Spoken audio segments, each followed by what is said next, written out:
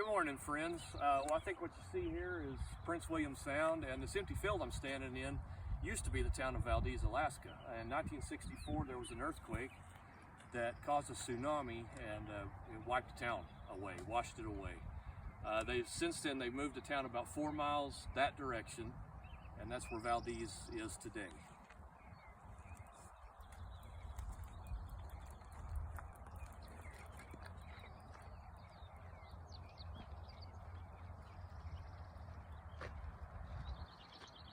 Be sure to subscribe to our channel for more awesome adventures in Alaska.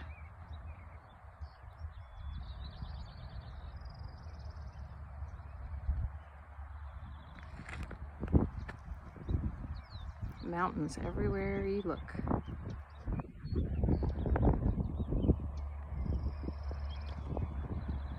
And that's a full 360.